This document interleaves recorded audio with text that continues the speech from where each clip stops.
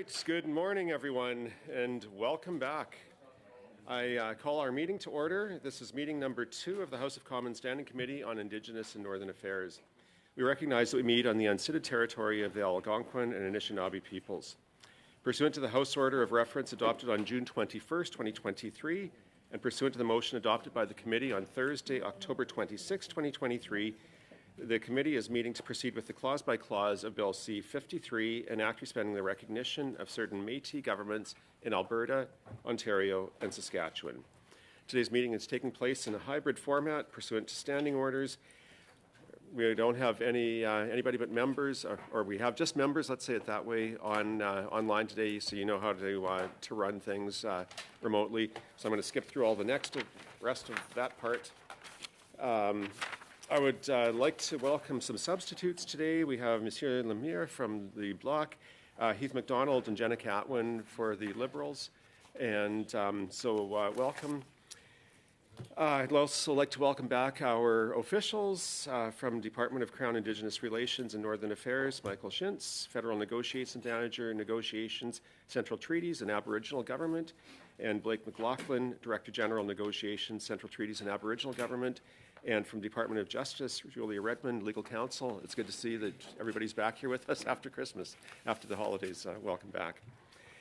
We're going to now go through the continuation of Bill C-53. We're in clause by clause, and we left off on clause 13.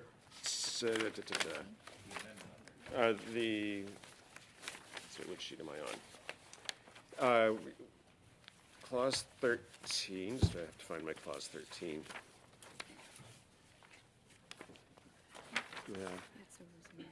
Yeah, but there's not an amendment on it, no. Is there?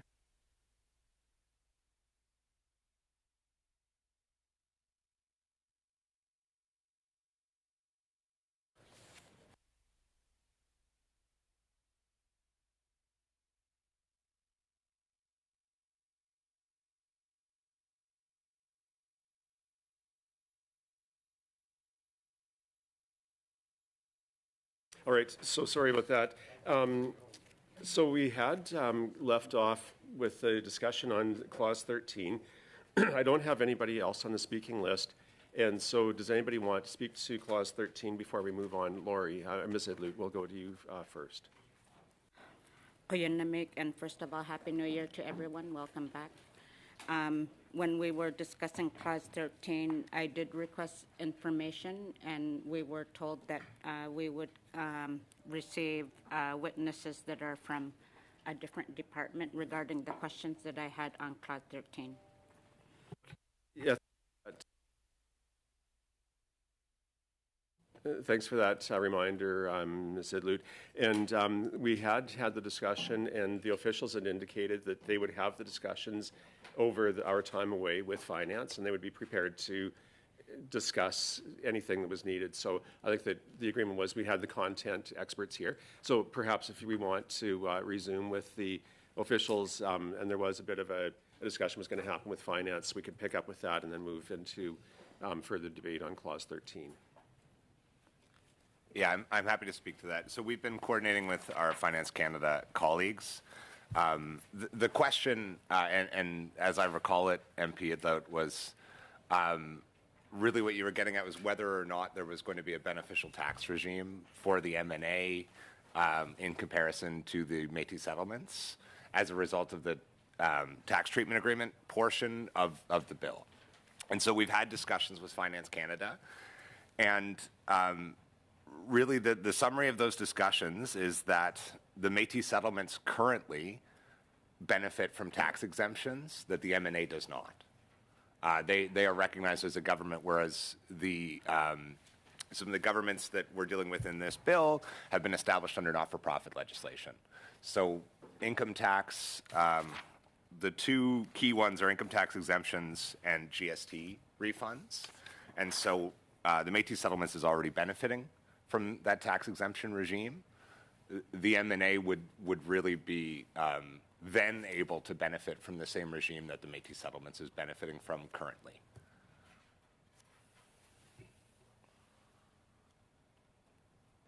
Ms. Idlut. Thank you for that clarification.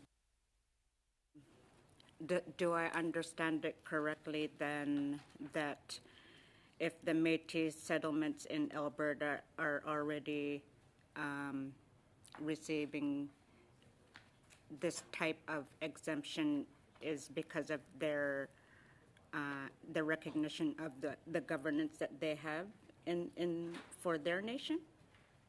So my understanding is that there's an application made by, in this case, the Métis settlements to the CRA and or Finance Canada to recognize them as a government and to give them those exemptions. And so once you make that application, my finance colleagues have told me, then those exemptions continue. You don't need to continue to apply for those exemptions. And so the settlements have been recognized as governments. Of course, the settlements somewhat uniquely have land holdings, and so there's some complexity to some of the tax exemptions, but at the end of the day, the process is that they've applied for these exemptions, they've been granted these exemptions, and they will continue to be granted these exemptions. Yeah, Mr. Viersen, I have you next. Well, thank you, Mr. Chair. Yeah, I guess that goes, I kind of got my question answered a little bit just around the fact that the Métis settlements are land-based. I think that's an important key to note. Now, just around these taxation agreements, is that just government-to-government taxation agreements, or does that go right down to the individual level? What's envisioned by these agreements, and why are they in the legislation? It's interesting to me that we've been trying to get land exemptions into this legislation and been said, oh, we don't need that, and then we see that there's taxation agreements exemptions in the bill. So just I guess around those 2 points. Thank you, Mr. Viersen. I'll start. Our council may have some comments to make. So the tax treatment agreement section of this bill is very much standard for these types of bills which implement final agreements or treaties. To your first question, Mr. Viersen, this does not get down to the individual level. This is not about Métis individuals' taxation. This is about the government. This is about the principle that governments should not have to pay, for example, GST, and so there's a GST refund, and there are some certain income tax exemptions under the Income Tax Act. The reason that it's in the bill is that it's given force through the statute, and I don't know if Julia wants to make any comments respecting that. I would just add that this is a very common provision to have in this kind of legislation. So you would have seen, for example, in the Whitecap Self-Government Act that this committee would have seen a few months ago, the same provision was included in that. So this is very standard for this type of implementing legislation to give the tax treatment agreements effect. Yeah, and just around the I guess this is standard, but the big concern everybody has is around the land.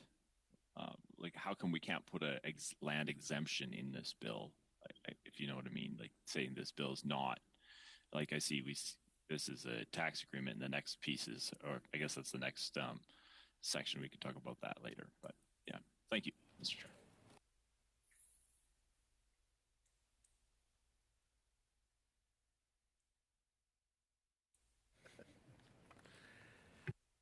Anything further, Mr. Viersen?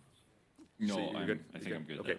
All right. I don't have any other speakers on my list for Clause 13, so I'm ready to call the clause as presented. So are all in favor of Clause 13? Record a vote. On division? Okay. We heard from your colleagues on division. Okay. So Clause 13 carries. Now, before we go to Clause 14, I have two items that I need to deal with. One is a correction that we need to make from an earlier clause. So essentially, an error was noticed in the identified line number of the French version of Amendment CPC 5. It should have been line 3 of page 5. And so it was just an incorrect, an error in the reference to the line number. on this in the French version. And so I would like to ask for unanimous consent for the legislative clerk to make this correction. Yeah. Okay, so that's agreed. Thank you. And now before we go to clause 14, Mr. Zimmer has asked for the floor, and Mr. Zimmer, the floor is yours. Thank you, Mr. Chair, and welcome back. I'd like to move my motion that I sent out Friday, but first of all, it's just a quote from the recently elected Premier of the Northwest Territories, R.J. Simpson, has asked for a complete exemption from the carbon tax for Northwest Territories, and this is from the Premier. I mean, ideally, a complete exemption for the territory is what we would hope for, said R.J. Simpson, chosen this week as Premier of the Northwest Territories. This is from October, in an interview. The costs are already high. Higher costs are not the solution up here. So with respect to the Premier's request, I have moving the motion today that given that the Premier of the Northwest Territories has requested a complete exemption from the carbon tax for his jurisdiction, the committee invite the Premier of Northwest Territories, R.J. Simpson, to appear on this request for carbon tax exemption and the challenges Northwest Territories face with the cost of living, and that the committee report to the House that it calls on the government to immediately carve out Northwest Territories from the carbon tax. Thank you, Mr. Chair. Okay, thank you, Mr. Zimmer. I do have a speaking list on this. First up, I have Mr. Batiste, and then Mr. Viersen, then Ms. Adwin. First off, Happy New Year's, everyone. Glad to be back. Hoping to be making progress on the line-by-lines we're making here. And as we don't have the member from Northwest Territories here who's a part of this committee, I'd love to hear from him at some point on this. So I'd like to make a motion to adjourn debate on this. All right, so we'll call the vote on moving to adjourn debate on the motion. All in favor?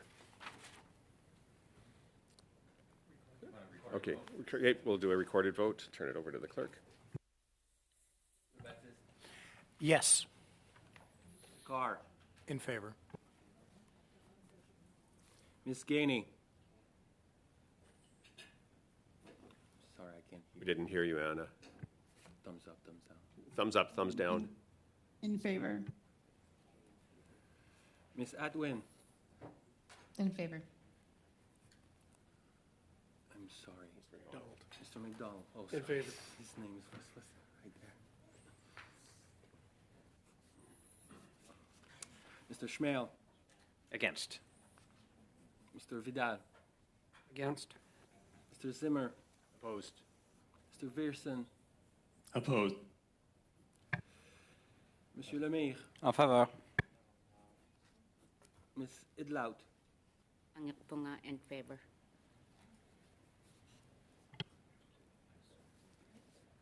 Seven yeas, 4 nays. Okay, so we'll suspend that and continue on with our clause by clause. Next up, we have clause 14, and clause 14, there are no amendments. Does anyone want to speak to clause 14? Seeing none, we'll call, Mr. Viersen. Thank you, Mr. Chair. Just back to this point, I note that this is, it says the tax treatment agreement is not part of a treaty, is not treaty or a land claim agreement. I guess I'm wondering, probably this is kind of a standard thing as part of the taxation thing, but we've been trying to get clear land exemptions in this bill, saying like this, nothing in this treaty will affect land. Just wondering if we can get a little bit of opinion from some of our officials here on why we have this and not a specific section on land. I'm happy to start, Yeah, Mr. Viersen, and so for the new year, I'm going to address the chair. I'm happy to start, Mr. Chair. So my understanding, this is a fairly standard provision, and I know that's not an answer in and of itself. My understanding of the reason for this provision is actually so that the tax exemptions that these tax treatment agreements deal with are not constitutionally protected. They are side agreements, and they don't have the same constitutional status that treaties or land claim agreements are given. And having said that, I'll just ask if our council has anything to add. Okay, any follow-up, Mr. Viersen?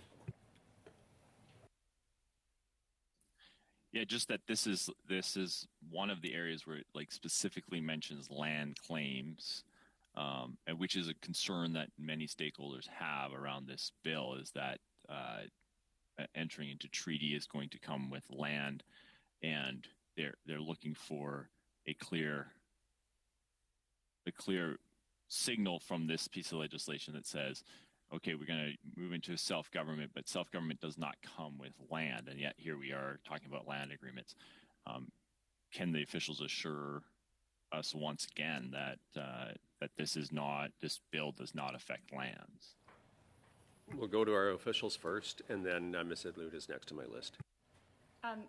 Just a point of clarification here. The reference to land claim agreement is in here because it's a reference that's made in sections 25 and 35 of the Constitution. So there's no meaning changed by adding that. It's for consistency with the Constitution. And just to add as well, it specifically says is not a treaty or a land claims agreement, which I think is the response to your concern, Mr. Viersen. Okay, thank you.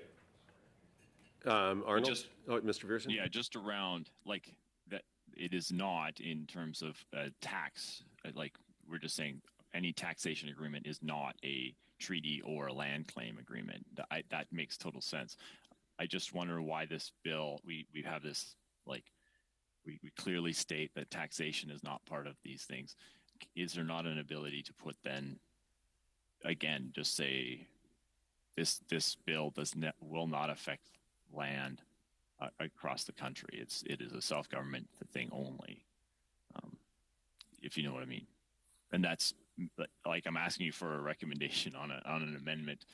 Perhaps I have to move that amendment, but we've been kind of dancing around it with a bunch of different amendments. But here's a clear point where we put in a "this is not" clause.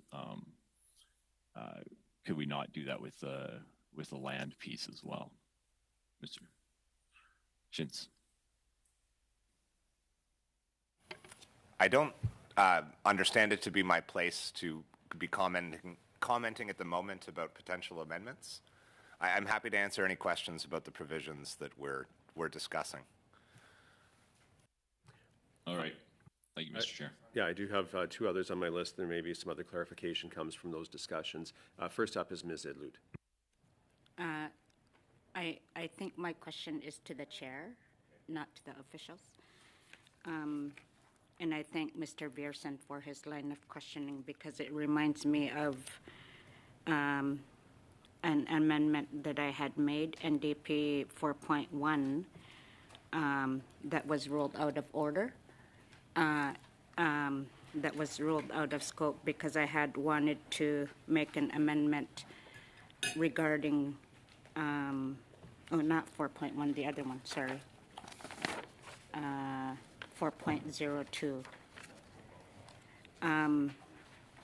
regarding treaty rights and title, where I had requested that we make it specifically clear, yet now we have this section 14 talking about treaty or land claims, and I wonder if you could give more information as to why you would have ruled my amendment out of order when it seems to be in the same kind of vein that we're talking about treaties and land claims.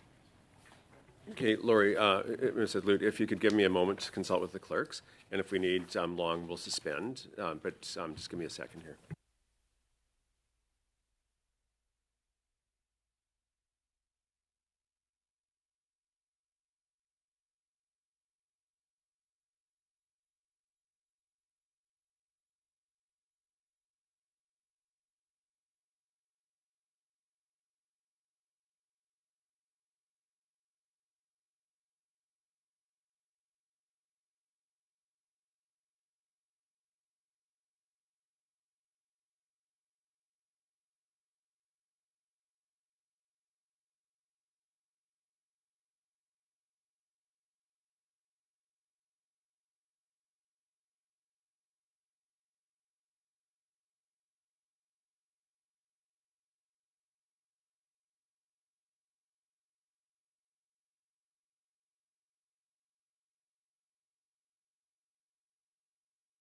Okay, we're going to suspend, Ms. Idlut. We have a question or a point of clarification. So, colleagues, we're going to suspend here for a minute, and we'll be back in it as soon as we can get clarification.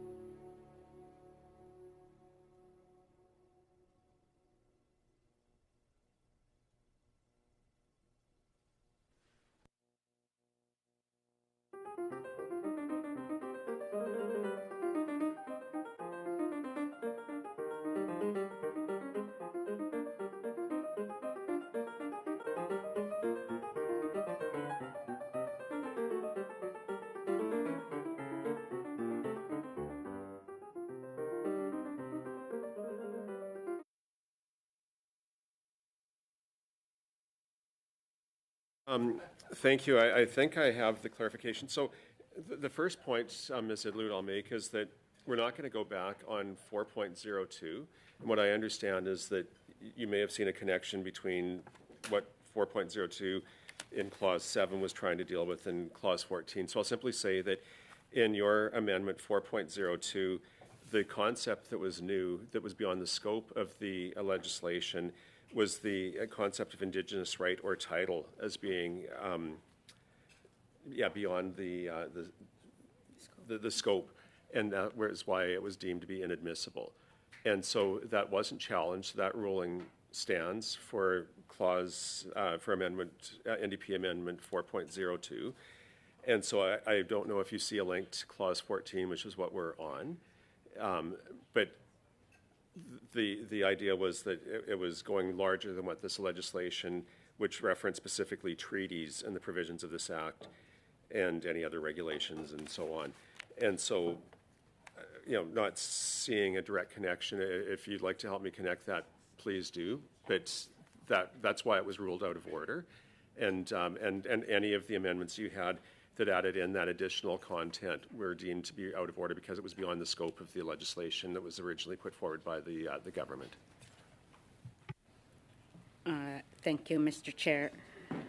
So the way that I read Section 14, because I understand that it's directly relating to a tax treatment agreement, and how the tax treatment agreement does not form part of a treaty. So it just, when Beerson was asking his questions, it helped me to remember that I had wanted to make amendments regarding how treaties are viewed and how title and rights are viewed. And because this talks about what's in the meaning of Section 25 and 35 of the Constitution, my amendment,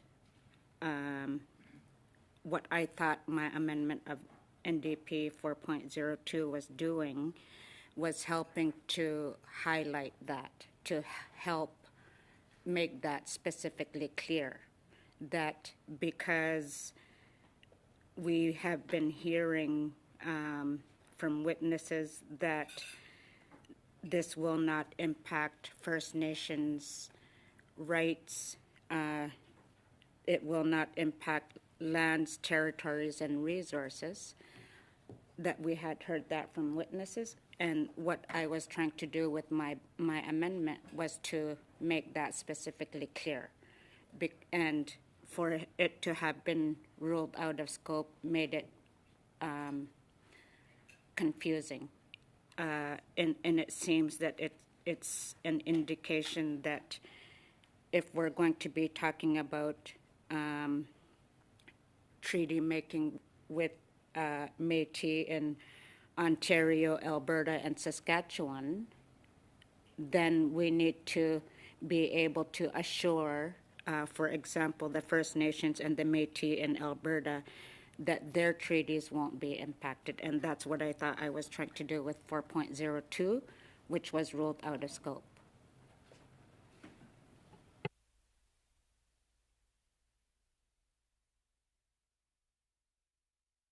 Yeah, I understand what you were trying to do. The point is that it has been ruled out of scope, and that ruling was sustained, or was, I guess, supported, because it goes beyond the scope of what was in the legislation. So that's where we're at, is that it is out of scope, and therefore we have the wording in 14 that references treaty.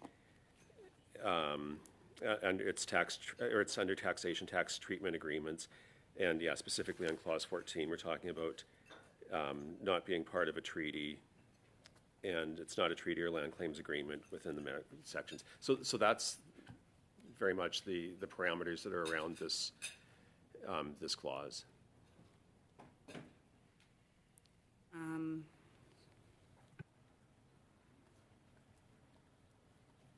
So in terms of the potential interpretation of this bill, and I know that that's going into a gray area,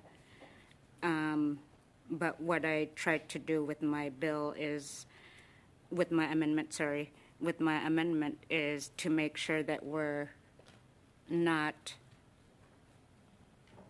creating that gray area.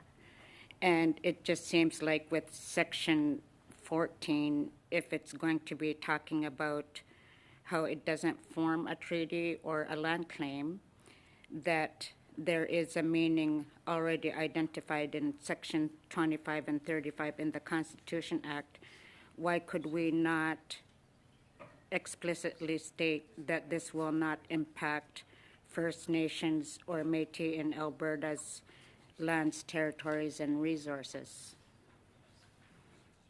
I'm going to turn to our officials to see if they would like to offer comment on that last point that Ms. Islutz has made. So the kind of provision that could ensure some comfort that this bill wouldn't impact the rights of others is the kind of amendment that this committee discussed and then, voted in favor on before we wrapped up in December. So the types of non-derogation provisions that had been tabled already would achieve what you were describing.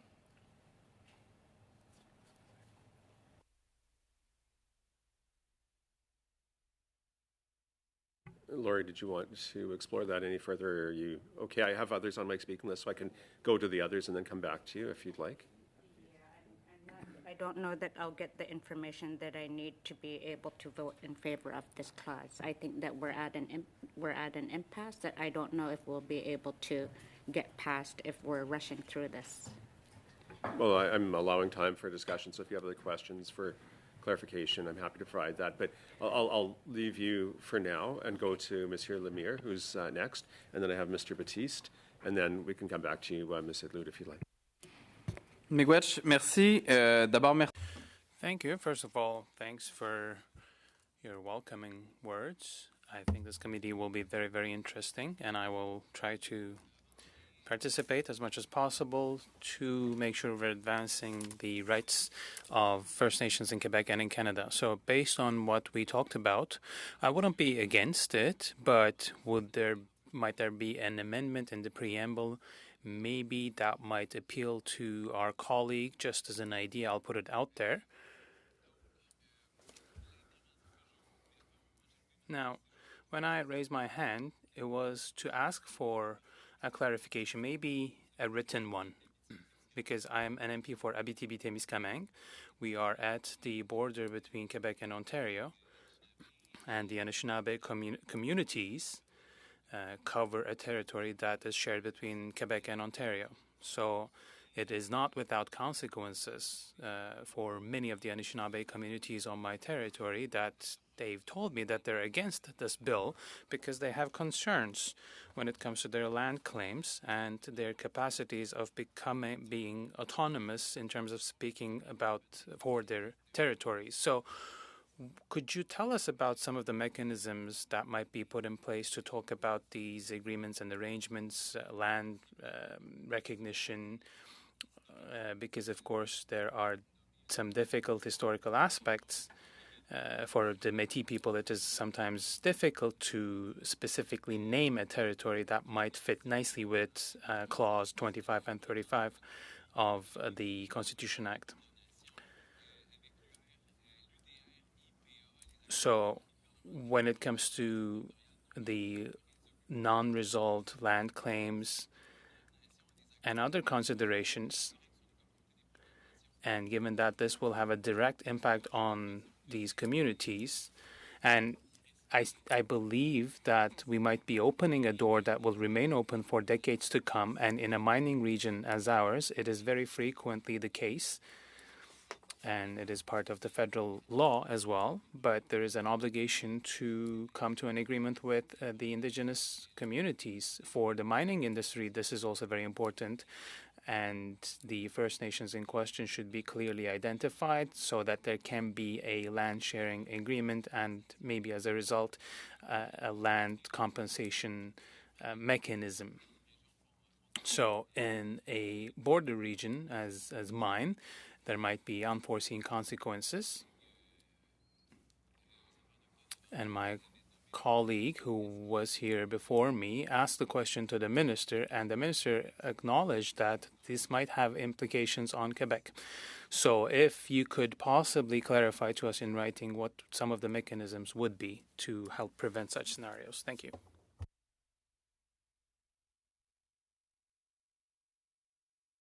I don't know if the officials would like to offer any comment to that. We've had the request for, some clarification in writing, but if you'd like to speak to it, I'm happy to do that. Otherwise, I'll go to my next speaker.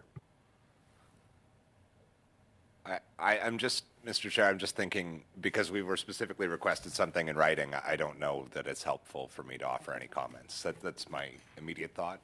Perfect. We'll move on. So noted. And next I have Mr. Batiste on my list. Thank you, Mr. Chair. And I think it's important to reflect. I know it's been a while. We've been away from the witness testimony, but it's really important that when we're talking about this legislation, we're talking about the internal governance of the Métis of three provinces. This is citizenship, this is governance, this is ratification. This is not lands, this is not resources. In fact, the minister, when he was here, said that those things were not in contemplation of this legislation. And so, but we wanted to figure out a way to protect so that people understand that this was not going to impact their rights, whether they be lands, whether they be resources, whether they be fishing, whether they be hunting.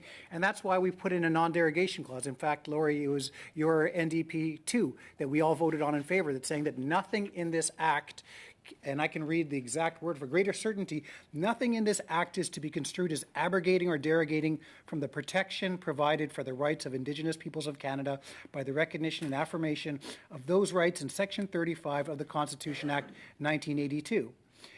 And when I'm looking at Section 14 on this, it also is very consistent with that language, saying that this is not a treaty of lands.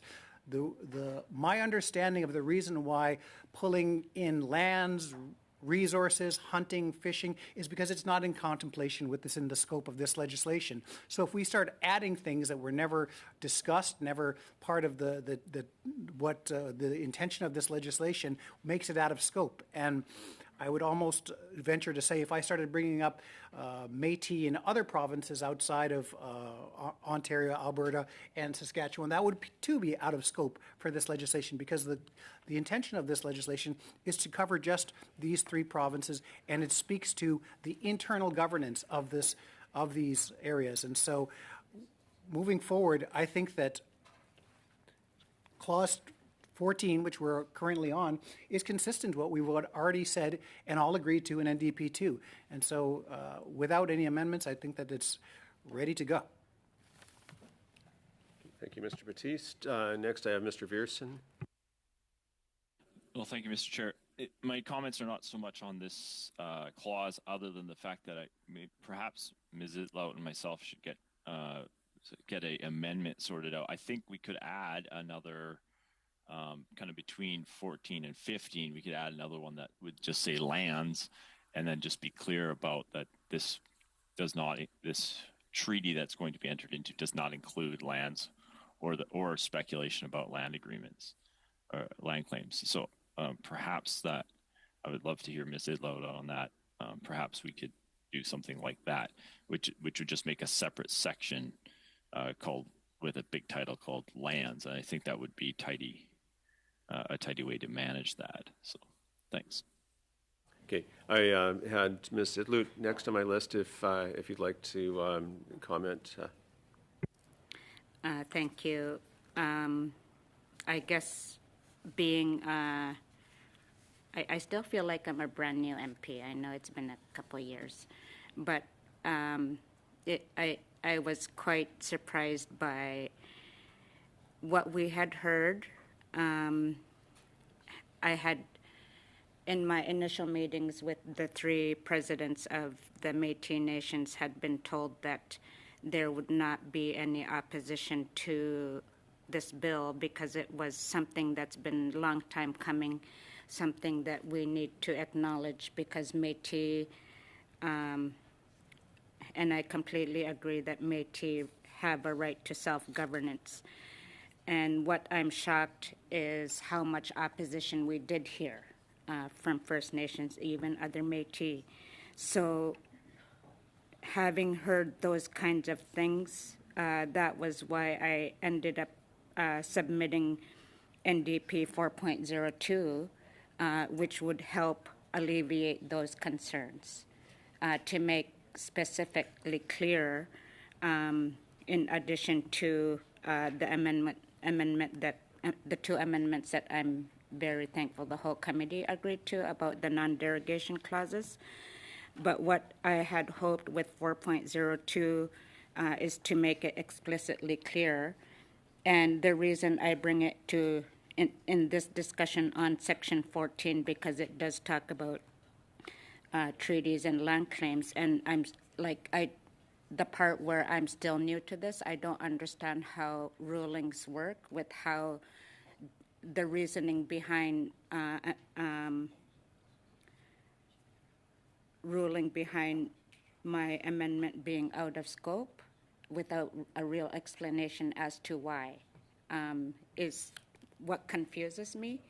And just seeking that kind of clarification would be very helpful, because I feel like 4.02 and 14 are connected in such a way that we are, yes, respecting treaty rights, that we are not talking about land claims, that we're not talking about implications to First Nations or other Métis, to the aspect where they've already got land in Alberta, for example. So I just wanted to clarify that it seems if you're just going to sustain that your decision about 4.02, then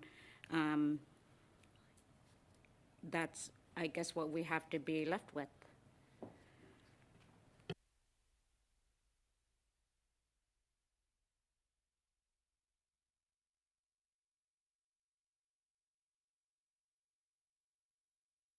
So I just want to clarify what specifically your question is. I'm trying to understand if it's procedural, if it's content.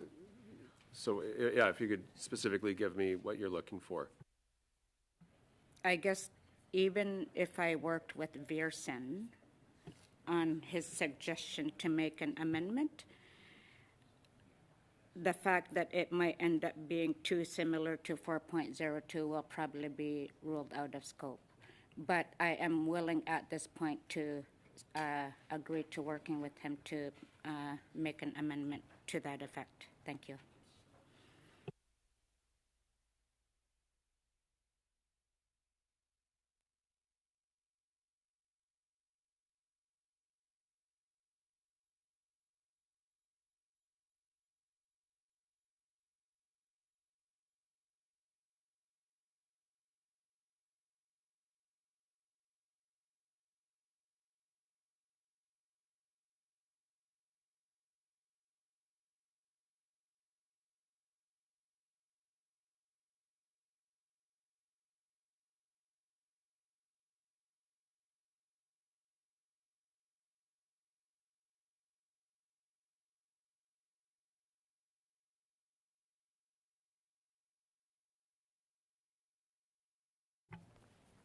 So what I'm hearing, Ms. Idlut, is that, and correct me if I'm wrong, that you're looking at making an amendment, but is it to clause 14?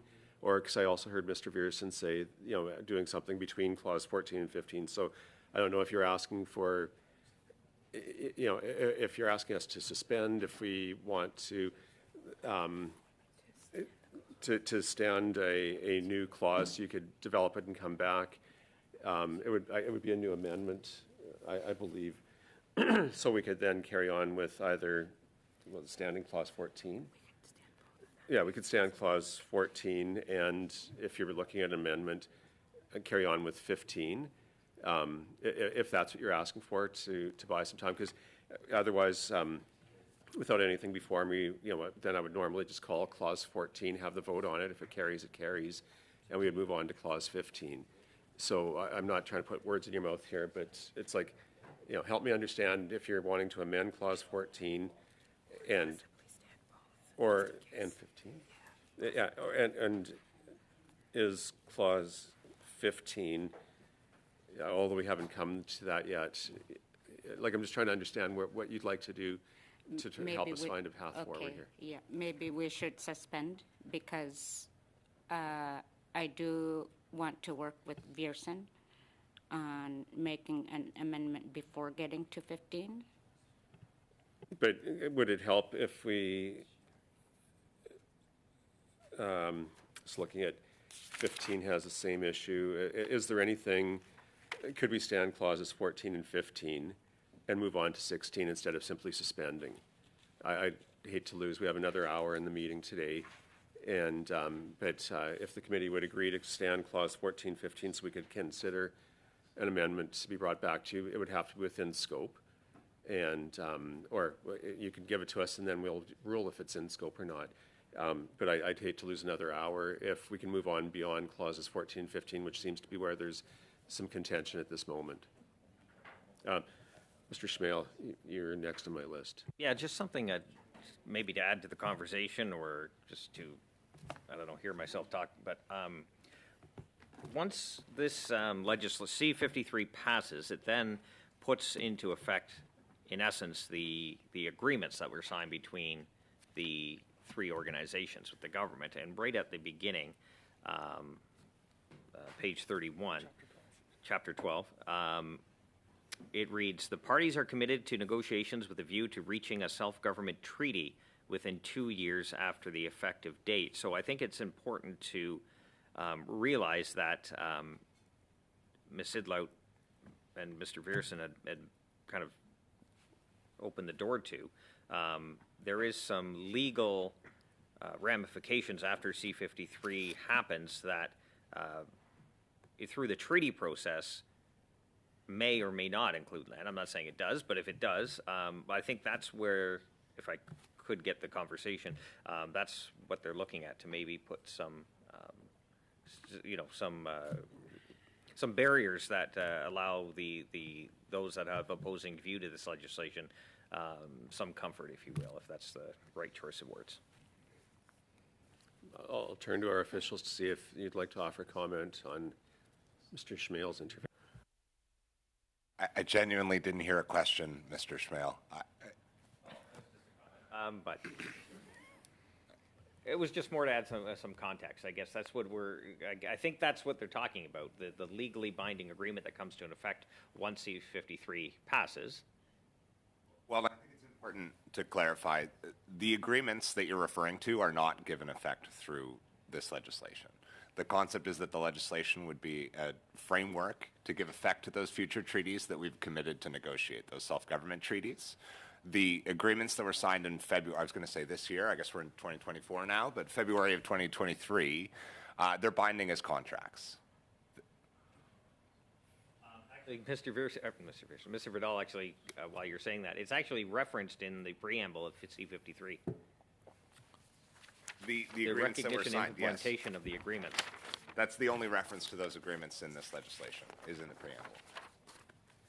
At least, I guess. Right, but it's referencing the fact that it comes into effect with the implementation of the agreements. It's reading right here.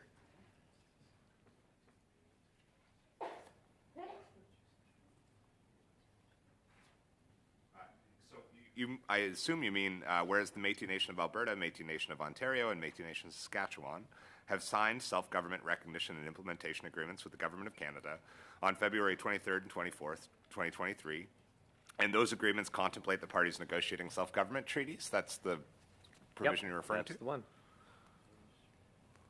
So basically, if I'm reading it correctly, we're talking about the implementation of everything. So sorry. The point of all this is just to summarize. I think what the NDP and Mr. Veerson are trying to do is just to address the point that a treaty could potentially involve land. So they're trying to address the concerns that we heard through testimony. That's what I'm trying to say. Yeah, so I think this might be a legitimate point to actually look at in order to satisfy those that are pushing back with opposing views, so that we could potentially get to a point where everyone is satisfied and comfortable with this. Just a comment. Okay, Mr. Baptiste. I guess I don't see a purpose in suspending the discussion points that we're having. Are not about taxation. We're on the clauses of taxation. We're trying to get through the points of taxation, and then we're getting into general. But for greater clarity, even if Mr. Viersen and Ms. Idleout come to an amendment that speaks about land, it'll still be deemed out of scope under what the chair has ruled on.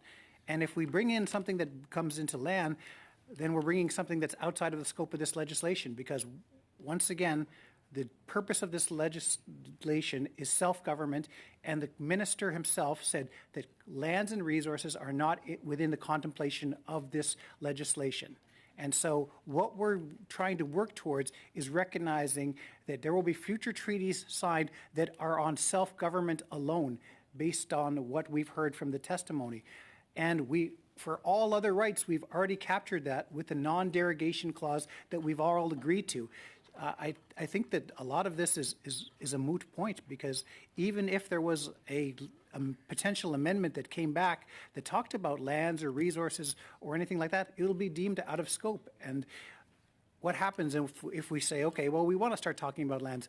Do we then start talking about resources? Do we then start talking about fishing? Do we then start talking about things that this legislation is not intended to be a part of? And so what will we be doing is basically putting on the shelf this important legislation for the Métis based on the assumption that maybe someday, at some point, there may be a treaty that talks about lands or resources with them, but that's not in the contemplation of this legislation or the future treaties moving forward. So we're stuck on a point that, to me, is a moot point, because this is not within the contemplation of the legislation, and the chair has ruled on that. So I don't see why we're stopping at 13 and 14, which refers to taxation, not land, not resources, to stop this whole process. And I just don't understand why we can't get through the clauses that have no amendments presented by anyone.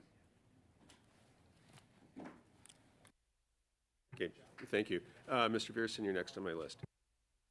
Well, thank you, Mr. Chair. And just to respond a little bit to what Mr.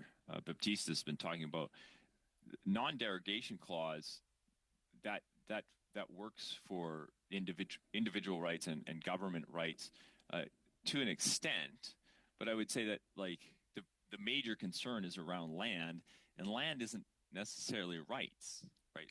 It sometimes it is, sometimes it isn't, but the crux of the issue that everybody is concerned about is there are land claims.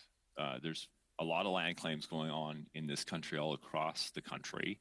And the concern is that there will be now another interest in those land claims, and that we've been assured is not the case, but it does appear, particularly with the Ontario Métis Nation, that they are definitely pursuing land, despite the assurances of Mr. Baptiste. So that we need to ensure we have clarity on that. The other piece is that just because there's no amendment on a particular clause doesn't mean we can't discuss it. We pass these clauses on an up or down vote. I want to know what we are voting on before I vote on it. Hence, we ask questions. Hence, we get clarification. Many of the witnesses that come before us, we ask them if they have amendments, and they generally speak in broad terms about the bill. This is our only chance to get clarification on particular points of the particular bill.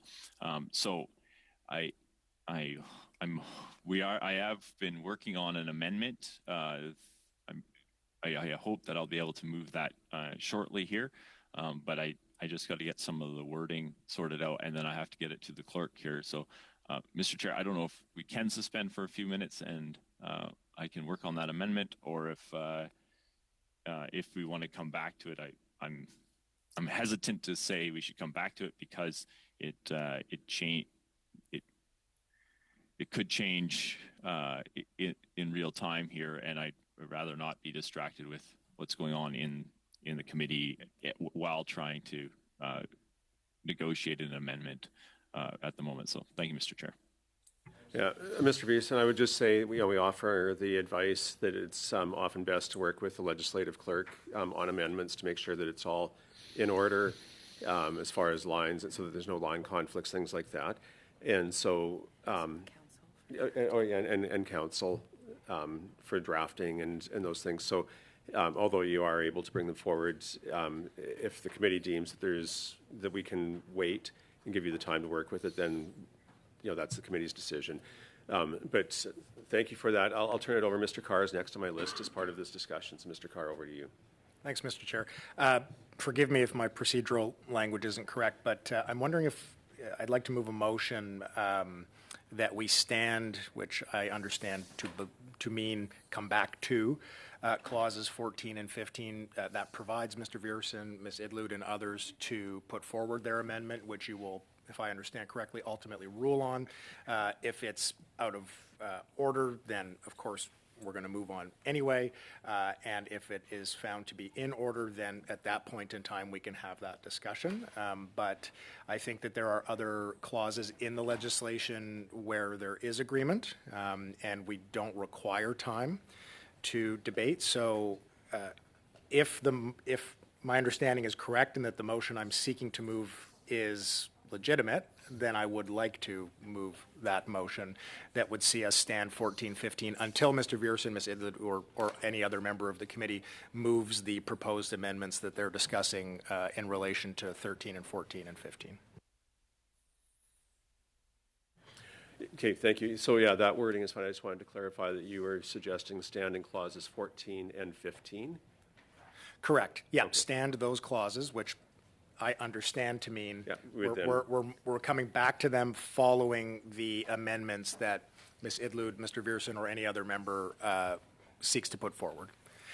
In other words, an opportunity for the committee to continue making progress on areas in which there is agreement or requires our attention independent of this.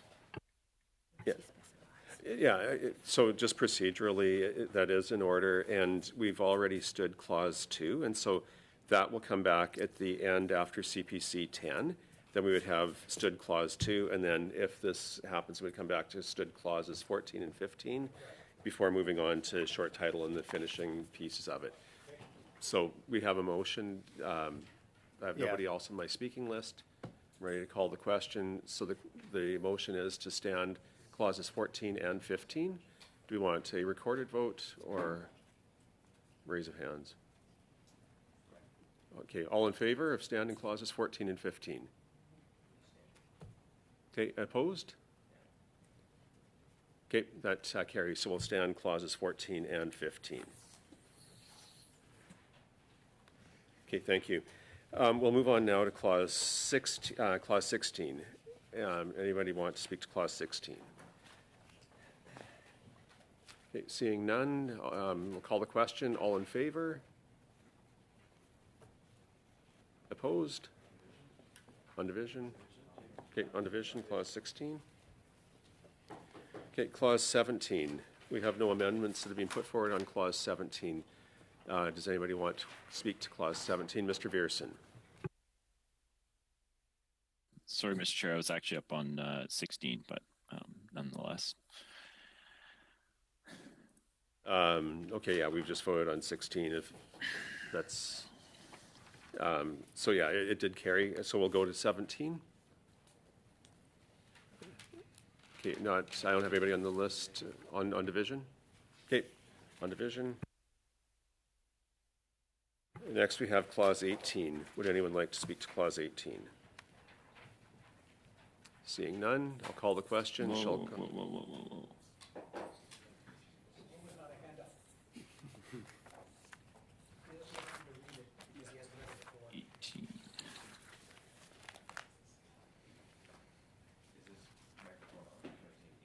He is not muted. Okay, are we ready to vote on clause 18? I'm just having trouble finding clause 18 here, Mr. Chair. So. Page 7 of the bill. Oh yeah, got it here. Statutory Instruments Act. Okay. Okay, shall clause 18 carry on division then? Okay, on division.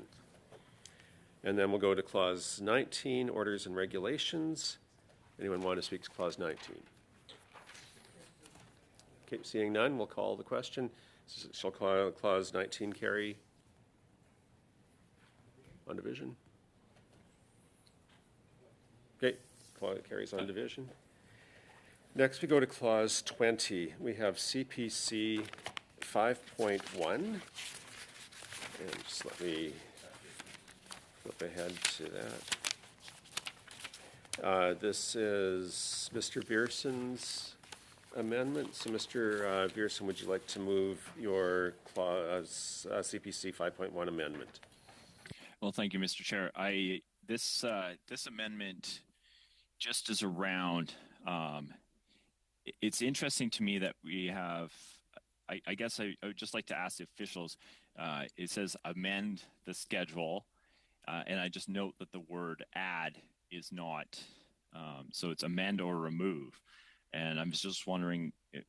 This may be redundant if the word amend includes the word add, and so I was wondering if the officials could just reference that first before I move my amendment.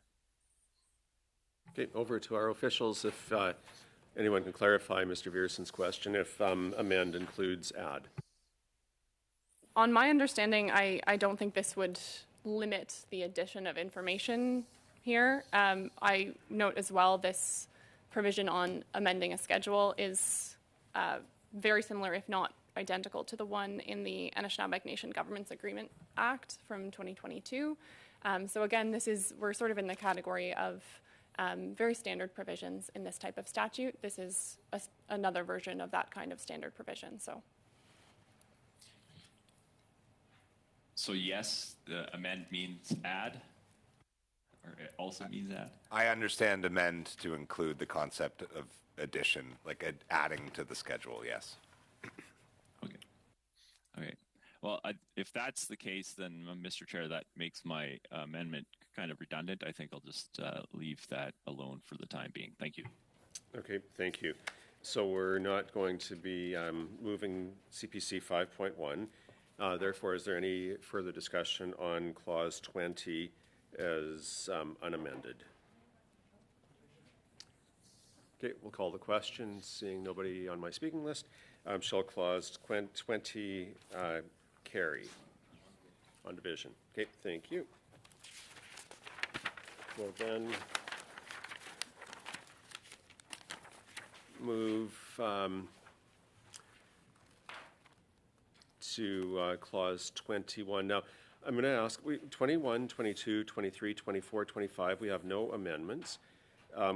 Does anybody want to speak to any of those, and is the first question. If nobody wants to speak to any of them, would you be open to voting on them together, or do you want to vote separately on each of the next 5 clauses? Okay, we've asked request to vote separately. So first of all, call then any debate on clause 21. Mr. Fidel. Thank you, Mr. Chair. Maybe just some clarification from the officials. This clause, just so I understand, the interpretation or the explanation we got from the clerks in the Library of Parliament was that this is basically allowing the Métis governments to enact things before a treaty is actually enacted that would be valid if it would have been valid under the treaty. So something that happens prior to the treaty in place would be legitimate. Is that basically the context of this? More or less, yeah. Or can you clarify if it's not? Sorry. Yeah. Your understanding is accurate. This kind of provision is used for sort of technical matters under a treaty. So things like ensuring that a ratification vote on a treaty is recognized. The ratification would need to happen before the treaty is in force, but the treaty needs to recognize the legitimacy of the ratification. So it's for that technical type of category. Thank you. Okay, any other discussion on clause 21? Seeing none, I'll call Mr. Carr. Yeah. I apologize, Ms. Redmond, I missed the first half of that. Would you just mind repeating it for me momentarily? No problem. Just to say that this is a very standard type of provision in this kind of bill. It accounts for situations where some kind of action would need to be deemed to be valid under a treaty. And the example I gave Mr. Vidal was a ratification vote. So a treaty would usually come into force following the ratification vote or other ratification procedure of an Indigenous government. The treaty itself would recognize that ratification, but the ratification necessarily needs to happen before the treaty's in force. So it's a matter of kind of closing that technical loop to make sure any kind of pieces that need to be in place before the treaty comes into force are done validly. Okay, so once again, I have nobody further on my speaking list. Are we ready for the question on Clause 21? Shall Clause 21 carry? On division? Okay, on division. We'll move to Clause 22. Any discussion on Clause 22? Mr. Viersen. I imagine that this is, again, we're going to hear is just a standard thing. We're adding Métis governments to the Access to Information Act. I was just wondering if the officials can kind of explain for Canadians what that does. How does the Access to Information Act affect Métis governments? Right, that this is very much a standard type of provision in this kind of statute. Essentially what this consequential amendment would do is add each of these Métis governments, when their treaties are in force, to the list in that statute that covers Aboriginal governments.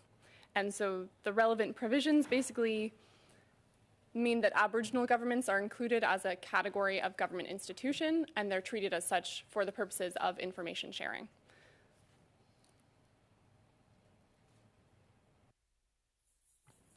Okay, any other questions or discussion on Clause 22? Okay, seeing none, I'll call the question. Shall Clause 22 carry? On division? Okay. Next, we're up to Clause 23. Any discussion on Clause 23? Okay, seeing none, I'll call the question. Shall Clause 23 carry? Mr. Chair. Okay, Mr. Viersen? Again, I imagine same as last time, just around the Privacy Act.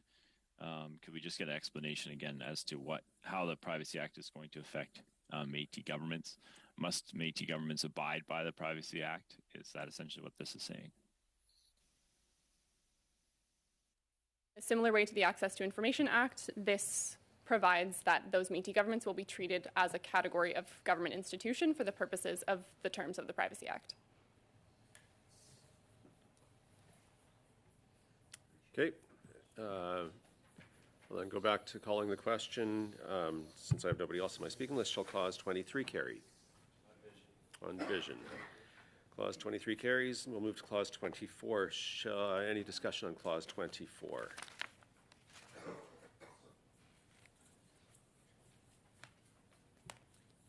Seeing none, I'll call the question. Shall Clause 24 carry?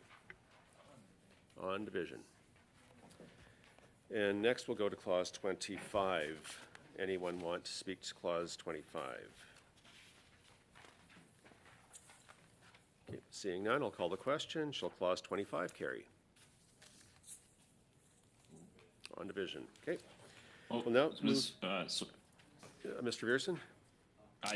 Just before on Clause 25, I don't have any objection to it. I just could we get a bit of an explanation as to why we have Clause 25? Clause 25 doesn't seem to be is it like a cleanup piece? I'm not exactly sure here. I'll turn to the officials quickly, but we did just vote on it, and it was carried on division. But I'm not opposed to it. I just would like I'm going to the officials for a brief explanation or response to your question, and then we'll move to Clause 26 and CPC 6. So I think the shortest answer I can give on this is that this is very much a technical amendment, and it's just to account for the fact that the Yale First Nation Final Agreement Act isn't in force. So it's a matter of ensuring that they're not missed somehow should that act come into force, and not kind of losing them in the list as other Aboriginal governments are added to the Access to Information Act and to the Privacy Act. So nothing happens in the sense that nothing changes. It's a matter of keeping that list in order and just accounting for a potential scenario in which something that is not in force comes into force. It has no material effect on anyone at this point. Okay, Mr. Viersen. Mr. Chair. Yeah, Mr. Viersen. It's just that it's the Yale First Nation final agreement. Where is that? Where can I see any of that? Like, this is kind of new information to us. We never had any witness testimony around the Yale First Nation never showed up or anything like that. So just, is this concurrent agreement that's going on at the same time? Is it something that happened in the past? I'm unfamiliar. If I can just briefly say that the Yale First Nation Final Agreement Act has no bearing on the agreements or the treaties that are contemplated by this bill or this bill itself. Then how come it's in this bill? Can I try? So my understanding, Mr. Viersen, and I'm going to speak as the non-lawyer on this panel, is there's a list of various final agreements that is a part of this legislation. The Yale First Nation Final Agreement Act is on that list. This amendment exists purely because that list needs to continue to be maintained as new agreements are added. It's genuinely a very technical detail about there being a list of agreements. The Yale First Nation agreement hasn't come into force. However, they're nonetheless on that list. That's really what this is about. Mm-hmm. But you can understand my interest in this is that we're dealing with a Métis bill, and now we have a Yale First Nation piece on this. But so if I may, on the Access to Information Act, if you were to pull up that statute, as I mentioned before, the amendments we were discussing on the page prior covered that list of who's considered an Aboriginal government for the purposes of the Access to Information Act, so for the purposes of sharing of information. This is still talking about that same list. So we're just talking about who is listed as an Aboriginal government for the purposes of that act. So that's why another Indigenous government is here, because there are various that fall under that heading of Aboriginal government. And here we're just dealing with keeping that list in order. So that's why you see the name of a different First Nation. But as I said before, this has no bearing on this statute or on any Métis government. all right, thank you. Okay, thank you. We're going to now move to a new clause 26, and this comes about through CPC 6. So I'll ask Mr. Schmale, this is your amendment, if you would like to move it and speak to it. Thank you very much, Chair, and I would like to move the amendment. We're hoping to I think this is more housekeeping than anything. So we're asking that Bill C-53 be amended by adding after line 17 on page 10 the following new clause. If Bill S-13, introduced in the first session of the 44th Parliament and entitled An Act to Amend the Interpretation Act and to make related amendments to other acts, receives royal assent, then on the first day on which both Section 1 of that Act and Section 3.1 of this Act are in force, that Section 3.1 be repealed. And I think this is something I believe we all agreed upon, and I think more of a housekeeping issue than anything. Okay, does anybody want to speak to the CPC 6? Okay, seeing none, I'll call the question. Shall CPC 6 be adopted?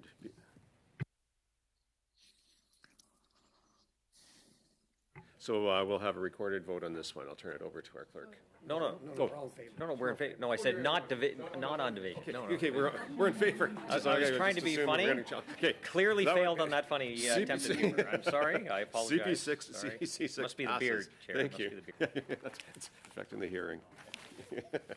Okay, we will now move to so new clause 26 carries. CPC 7. And this is again Mr. Schmale. I'll turn the floor to you to see if you would like to move it. All right, thank you, Chair. I will refrain from making any lame jokes. All right, that Bill C-53 in the schedule be amended by replacing the portion of item 1 in the column 2 on page 11 with the following. Métis communities of Alberta that consent to be represented by the Métis Nation of Alberta. Mr. Batiste. Yes, in my notes that's saying that we're not in agreement with this, but I'd like to hear from the officials what their thoughts are. Is this consistent with this legislation? I see some problems in here, but I think it's best for the technicians to kind of explain what are the issues that we have around this. Yeah, thank you. We're happy to speak to this. So part of the challenges with this amendment is that it's redefining, it's changing the term that the M&A uses to describe itself, right? And so part of the concern here is that the term that's being proposed to substitute Métis Nation within Alberta is inconsistent with the agreement we signed last year. It's inconsistent with the way that the Métis Nation of Alberta describes itself in its constitution, which they recently voted on and was overwhelmingly supported by their people. I would argue as well it's inconsistent with the United Nations Declaration and the right to determine your own identity as an Indigenous government and an Indigenous people. And I think that's really the crux of the concern with the proposal. Anything to add?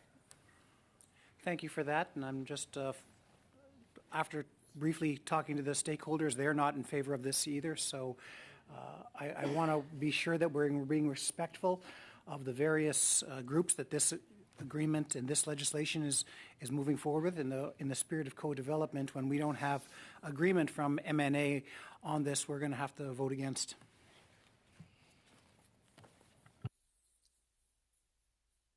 And just before we I go to Mr. Schmale, I will mention that if CPC 7, if adopted, then NDP 5 cannot be moved due to a line conflict.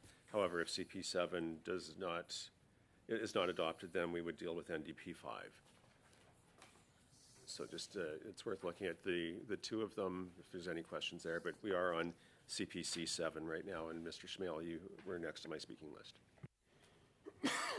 Well, thank you, Chair. I think if you look in the schedule, I think that also makes reference to that amendment, basically to the point that,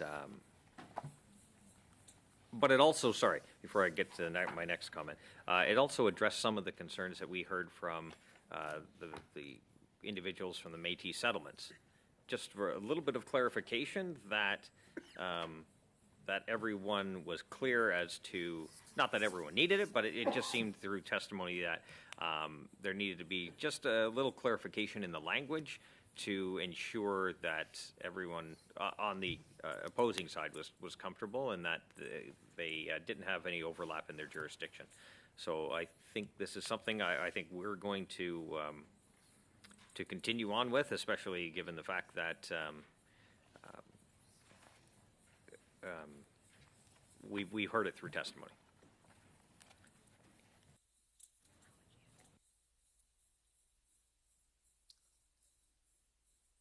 Sorry, I should also put it. It's also in the schedule. Sorry, just to build on that, it's also in the schedule of number 2, Métis communities represented by the Métis Nation of Alberta or Ontario.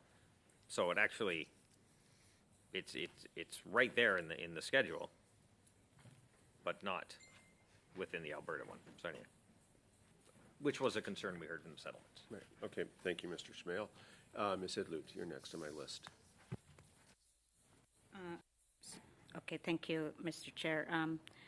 I guess I'm a little bit confused by your last statement about if we pass CPC 7, then we can't discuss NDP 5. I just think that they're both very different topics, where CPC 7 talks about consent, and my amendment is not talking about consent. I wonder if you can clarify that. Yeah, it's specifically that there would then be a line conflict. And I think as we've discussed before, we can't go to the same line twice. And so whoever gets to it first it's dealt with. And so in this case, because of the order they were received, CPC 7 would be dealt with first. And therefore, if it's adopted, then we've already dealt with that line. And so then yours could not be done because that's against the rules of how we operate and going through clause by clause. If yours had been first, then we would have dealt with it first. And then CPC 7, could have been out of order. But it's the way that we're going through them and the way they were received. And but like I said, if this one from CPC 7 does not get carried, then we would go to yours because that line is then still open to negotiate. So that's why there's that difference. Yeah, or you could do a sub-amendment to CPC 7, right, if that would address your concern.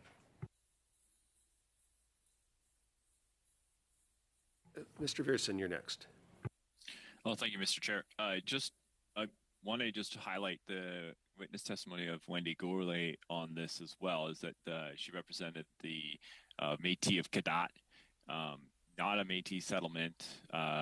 They're just a group of Métis that live in the area there, who do not want to be represented by the Métis Nation of Alberta, and that is what we were trying to get at. I do believe there was Métis of Fort McKay was another one, and there was another group from Lethbridge as well.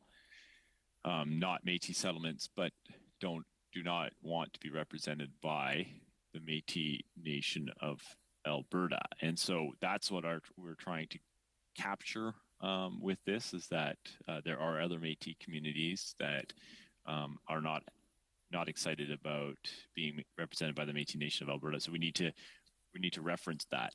I understand Mr. Baptiste's point that the stakeholders that he's talked to like this. That's fine. There are other stakeholders in this country that don't like this, and so I think it is incumbent upon us to try to get a Métis collectivity title that represents the reality of the situation. So I think we should vote in favor of this one. Thank you, Mr. Chair. Okay, thank you. And next I have Mr. Schmale. Thank you, Chair. And I did also notice that, actually it was Gary who just pointed that out too, that the NDP amendment number 5 is very similar to ours that we have on the table now. And given the fact that in many of our conversations, Métis collectivity was most often used, I am prepared to either do, I guess we can't do a friendly amendment, can we? Or a sub-amendment. Yeah, because I think we're basically saying the same thing. We're taking out, we're using community. The NDP is using collectivity. Collectivity is one that's used quite often in this piece of legislation, so it might be better to stick with that one. Either way, but communities, I'm open to that conversation. Okay, I'll go to Ms. Edlut first, and then Mr. Viersen. Ms. Edlut, I'll go to you first for comment on Mr. Schmale's comment. Just to clarify, I feel like we're not saying the same things. We're not even saying similar things in our different amendments. Yeah, I was still asking for the consent part to be included. I didn't know if that made it more acceptable to you. I think that was what I was getting at. We used collectivity instead of communities, but to Mr. Viersen, what he was talking about, the consent was yeah, important. I understand that you're trying to raise concerns that were raised by other Métis, but I think that we have to show our respect to any Métis communities, and to because your amendment talks about consent to be represented by, which is quite different from what my amendment says, which is Métis collectivities represented by the Métis Nation of Alberta. So there's a respect on both, and that my amendment doesn't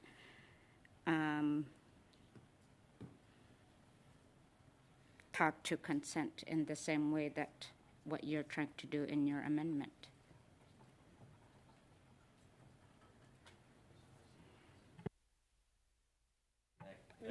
Sure, I'll let you respond, and then I have Mr. Vierson Oh, and we'll then let him Mr. go. Lemire. Oh. Okay, well, you know what, Mr. Vierson, I'll go to you first, and I'll put Mr. Schmale at the bottom of my list. So, Mr. Vierson, over to you.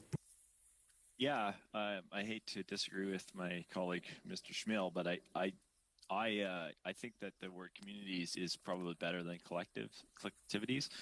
However, if we're trying to make a compromise, perhaps we should drop the collectivities or the communities word altogether and just say the Métis of Alberta that consent to being represented by the Métis Nation of Alberta. That captures both communities and individuals, which I think would be helpful. I do note, I would just want to reinforce this as well, that the Métis Nation of Alberta is the Métis communities represented by the Métis Nation of Ontario. That would be more consistent if we went just kind of direct language with that.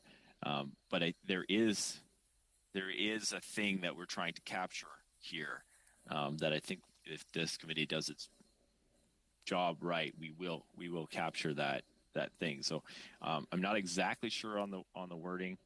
I perhaps because we were trying to there's mash ours and the NDP one together, and you get the same as what the Métis communities represented by the Métis Nation of Ontario. If we went with the same thing for Alberta, I think would be getting in that direction. Love to hear my colleagues' thoughts on that. Thanks. Okay, I'll go to our officials first for a comment, because you had something there that sounded kind of like a sub-amendment possibility, so I'd like to, the officials looked like they were ready to comment, so I'll go to them first, and then I do have a speaking list. Yeah, I just wanted to make a comment for our Métis partners, because I know that this is very problematic for them. This is a bill that we've given testimony previously, and I think it's important to reiterate that no community that does not want to be represented by these governments is going to be forced to be represented by these governments, regardless of how, what words are chosen here in these amendments. That's not what this bill does. It does not impose a governance regime on anyone that is not consenting to be represented. And I think it's important to just pause for a moment on, this bill does two things. It recognizes three governments who've for far too long not been recognized. And the discussion that's being had right now is to determine for these governments how to define themselves. And that's very problematic for them. And I of course listened to the testimony from Cadotte Lake and Fort McKay as well. And I think one way to look at this, it's almost as if you were to tell Cadotte Lake that they're going to be called something different, right? That they're going to be called the Métis Nation within Alberta all of a sudden. And it's really problematic for these governments. Okay, thank you. We'll continue with my speaking list. Monsieur le Maire, you're next. Juste sur un point. This will be on a point of debate that has to do with the preamble, but it's also part of the entire bill, because of course there's a difference between the words community and collectivity. In the French version, I think the word community should be preferred.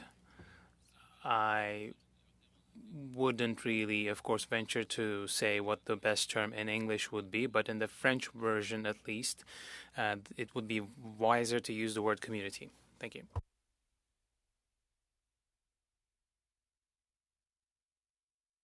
Okay, thank you. Mr. Schmale, I had you on the list next, if you'd like to weigh in. Yeah, okay. Yeah, that's fine too. I was trying to make a case to maybe simplify. Obviously, that did not work too well. Probably messed things up a little more than what I had originally intended. So I am fine with keeping communities, keeping it the way it's written. However, to Mr. Vierson's point, if we, and maybe to the government, if we clean up some of the language, maybe, is there anything in this that would be, no, nothing, okay. Okay. Okay, next on my list I have Mr. Batiste, and then Ms. Idloot, and then Mr. Vierson. So I hear what people are saying about, the concerns, and we've heard from different testimony of people saying that I don't want to be lumped in with this. And as we've heard from our technicians, that nothing in this legislation or this schedule is making someone who doesn't want to be represented by these groups.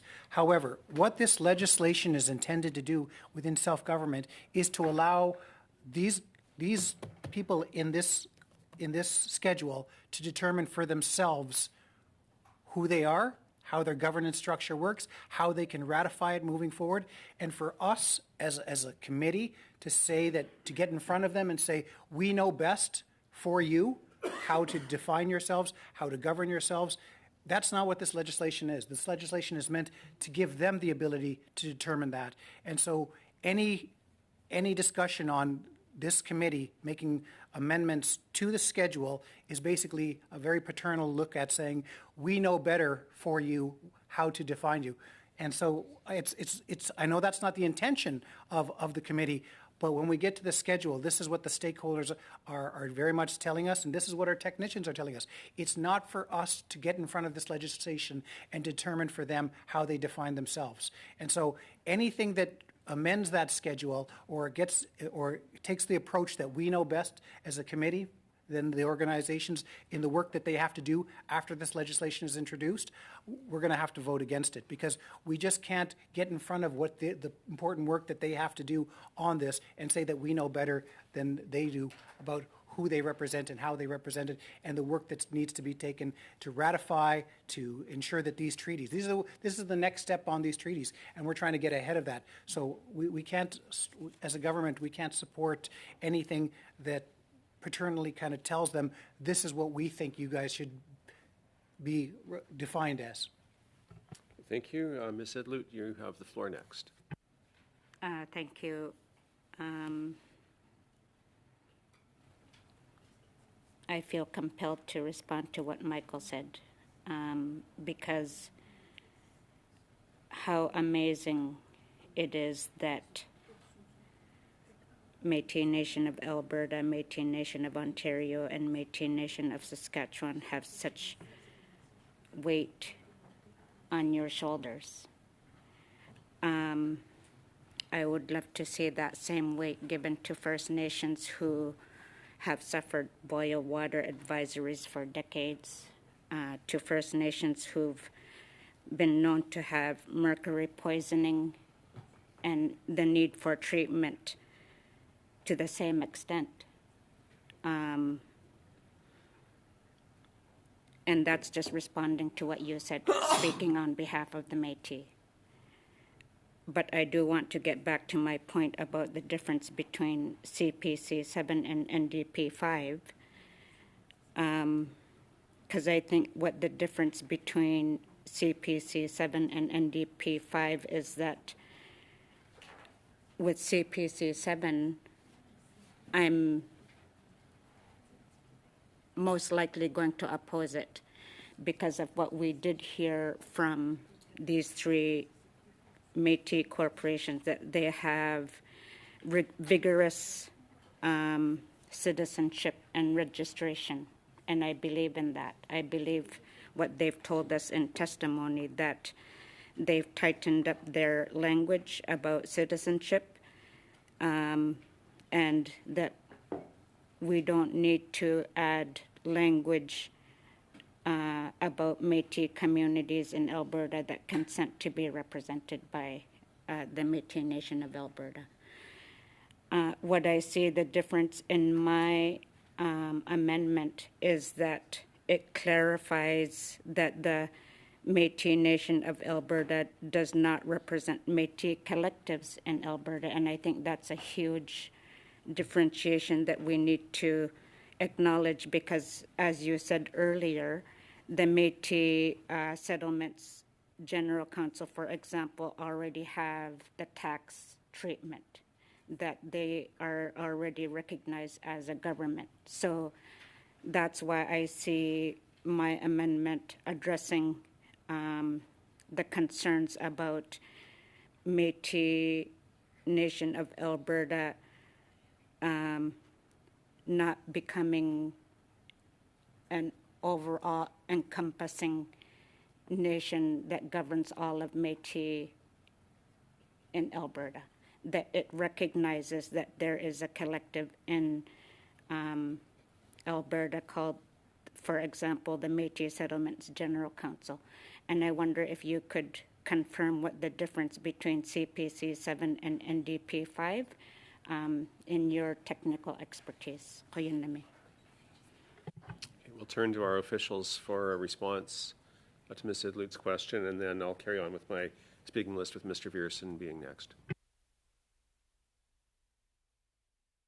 I mean, I think one thing to note off the bat is that neither formulation in front of us right now, so neither NDP 5 nor CPC 7 are what appears in the agreement signed in February 2023 between Canada and each of these Métis governments. I think that's something to consider in looking at these amendments, because aside from the, importance of self-determination to these Métis governments, I think there's also a matter of clarity to be found in having that consistency between what appears in the bill and what appears in those agreements. Despite the fact that, as we had said before, this bill doesn't give legal force and effect to those agreements, but there is value in having that be consistent to ensure that those agreements fit into the overall structure of what's happening here.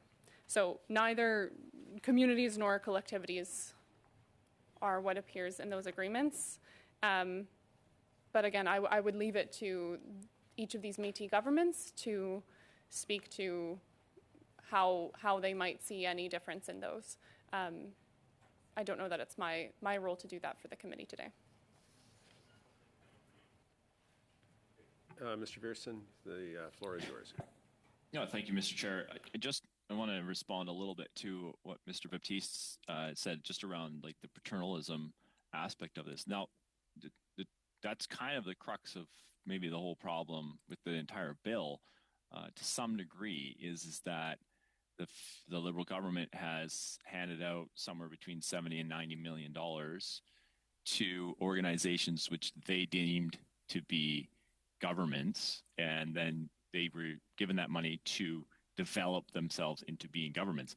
Now, there is a level of paternalism that comes there. Like, I get it. This is hard work. This building nations, building governments, that is hard work, and you have to make choices, and you have to people have to decide, and some of these things just kind of come up from the ether. You can't necessarily pick and choose, and that is what we're getting at with this particular. That's the crux of this bill. That's not necessarily distinct to this particular amendment, but that's the challenge of nation building, is that you need to have the consent of the governed. You need to have what is the government, and we can say sometimes they're de facto, sometimes they're imposed from on high. Coming from Alberta, we know a lot about struggles against being governed and who governs us and things like that. Kind of arbitrary lines have been drawn to develop the government of Alberta. Today, the government of Alberta is a de facto thing. Nobody's disputing that. But the reality is that the Liberal government picked who's going to be the Métis government. When they handed out money, they said, "Here, you seem like a government. Here's some money to go develop yourself into being a government." Over the last 3, 4, 5 years, I'm not exactly sure, but that is the role of government, to make these decisions, to govern people. And so when we are going to define things in law, I think that it's entirely upon the legislative branch of our country to have these discussions, and to be called paternalistic, I don't think is helpful in these discussions, because there is a judgment that has to be made. There is decisions that we have to pick at some point where we're going to go with this. And so I still think that if we could get a similar wording to recognize folks like the Métis of Cadott, folks like the Métis of Fort McKay, to ensure that their voices have been heard in this discussion, I think is important. There is a people called Métis in this country, and how they organize themselves is up to them. And I just want to point out that the federal government picked a particular entity to create a government out of that, and so that is the crux of this. And so I want to thank Mr. Baptiste for bringing that up, allowing me to speak to that for sure. Once again, I do think that we could come to an agreement on this if we put together NDP, the NDP amendment and our amendment. But I'll leave that to the committee. Thanks. Okay, thank you. Mr. Carr, you have the floor next. Yeah, just a couple of things. I mean, I appreciate where Mr. Vierson's coming from. I do take exception to some of the language being used, and would just caution. I mean, I come from a province where the former premier, 2 premiers ago, called Métis special interest groups. And with words like handouts, I think we are perhaps missing the constitutional obligations that we have to recognize these groups. So I would just caution my colleague in some of the language we're using as we describe the role that the federal government plays in building partnerships. And I appreciate that he's using the term nation building, but things like handouts, when we characterize the relationships as such, I think do a disservice to what we're trying to achieve. I also appreciate where Ms. Idlout is coming from. I think without presuming to know exactly what her thought process was there, that she's expressing frustration over a variety of areas in which First Nations are still not being served to the extent that we'd like to see them be served and that we're obligated to. I do just want to, if I may, come to Mr. Shintz's defense a little bit, because my interpretation of his comments was not that he was in any way trying to create a contrast between different groups of Indigenous peoples in the country. I think he was just speaking specifically to the ongoing negotiations that have been taking place for quite some time between these particular Métis governments and the Government of Canada. So I thought it was a little bit unfair, but I completely appreciate the perspective that was being taken.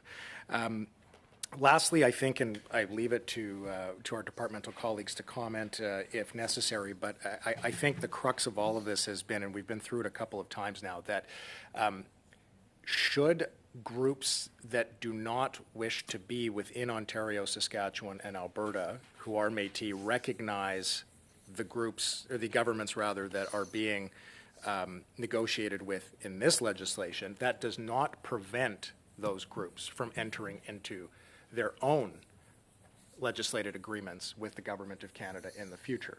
So if my understanding is correct, then the point can be raised time and again, and I appreciate the point. It makes sense, and I understand where it comes from. But if there is an ability for the government or future governments to negotiate with those groups that some of my colleagues feel are left out, then perhaps the better use of focus and energy would be to work with those communities in development of a legislative framework that they could introduce in the House of Commons and bring forward to make sure that those voices are represented in a way that they don't feel are represented here.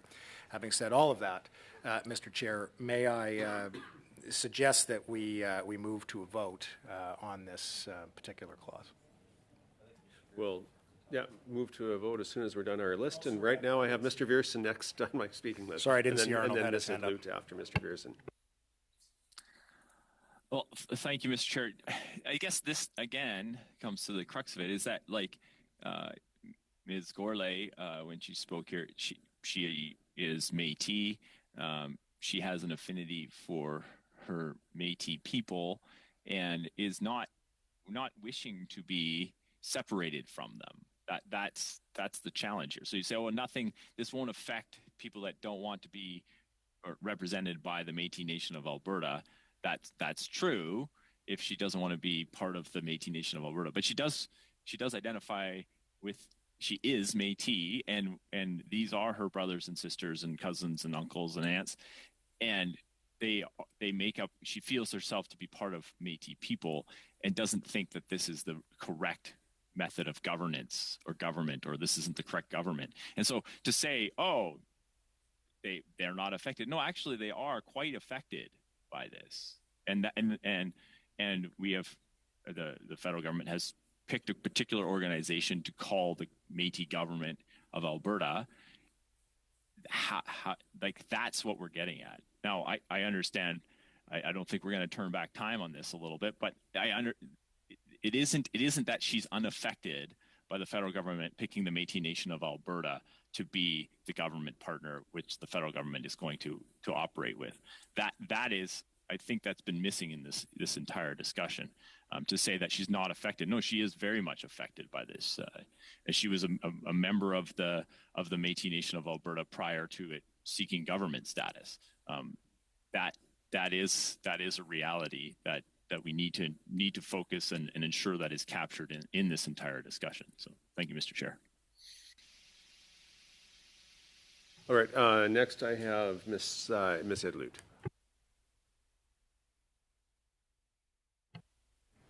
Thank you, Kuya Namik. Just to correct the misinterpretation of what I said and what was heard differently. I said that it's great to see bureaucrats fighting so actively for an Indigenous group, and I don't see that same kind of fight for other Indigenous groups. I'm not saying anything against anything else. I do have a question for those that might not be understanding why we're discussing the schedule so intently, because when I look at column 2, I see differences. So, for example, number 1, column 1, Métis Nation of Alberta, number 1, column 2, Métis Nation within Alberta, and then item 2, Métis Nation of Ontario, column 2, Métis communities represented by the Métis Nation of Ontario, and then for the Métis Nation Saskatchewan, it's the same wording for Alberta. Can you describe how the intent of this came to be, that they are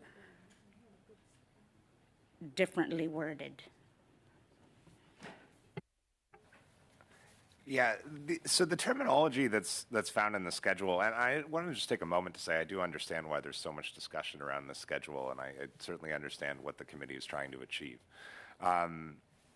These are the terms that these governments use for themselves. These are the terms that they use to I mean, so for example, the Métis Nation of Alberta represents about 56,000 Métis individuals in Alberta. They've chosen them as their government.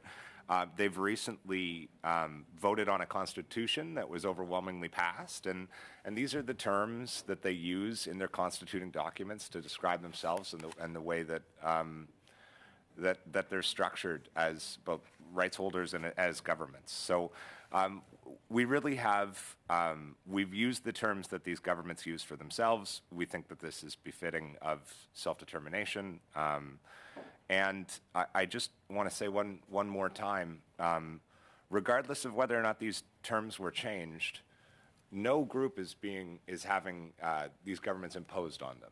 Any individual Métis community has the ability to represent itself, to advocate for its rights, and changes to this terminology will not change that. What it will do is it will remove the ability of these governments to see their own way of describing themselves reflected in this bill, which is meant to recognize them. Okay, thank you. I have nobody else on my speaking list, so I'm ready to call the question on CPC 7. Okay, Ms. Idlut, we'll go to you before I call the question. Sorry, I have a follow-up question based on his response. When you were negotiating with the Métis Nation of Alberta on their agreement, did you consult with the Métis Settlement General Council? No, so we did not consult with the Métis Settlements General Council. The reason we did not consult with the Métis Settlements General Council is that the agreement that was signed in February of 2023 is a contract. it's only binding on the parties that signed that contract. We did include language at 15.05 of that contract, which says that nothing in the agreement impacts or affects the rights, jurisdiction, powers, or responsibilities of the Métis Settlements General Council or a Métis settlement, including the ownership of Métis settlement lands as recognized in Alberta's Métis Settlements Act, the Métis Settlements Land Protection Act, and the Constitution of Alberta Amendment Act. I certainly heard the testimony from the Métis settlements that they feel more consultation was warranted. I have given earlier testimony to say that before the treaties that this legislation is intended to give effect to can be finalized, and before they can be signed, and before they can be given legal force and effect, it is incumbent on the Government of Canada to ensure there are no adverse impacts on any First Nations, Inuit, or Métis people who are not represented by these governments. That will certainly include the Métis Settlements General Council, and we will have deep and meaningful consultation with them on the terms of that treaty. So I certainly appreciate that there was frustration raised by the settlements and they would have liked a discussion before the signing of this agreement. However, that's my answer as to why this is, it's my answer, MP, though. Okay, we will now call the question on CPC 7, and curious where this is going to go. So, would you want it recorded? Recorded vote? if you think it's going to be close. Well, we'll see. So let's have a recorded vote on CPC 7. Against. Mr. Carr. Miss Gainey. Against. Miss Atwin. Against. Mr. McDonald. Sorry. Against. No. Mr. Schmale. In favor. Mr. Vidal. In favor. Mr. Veerson. In favor. Mr. Zimmer. In favor. Monsieur Lemire. Abstention. Miss Idlout. Ako po nga against.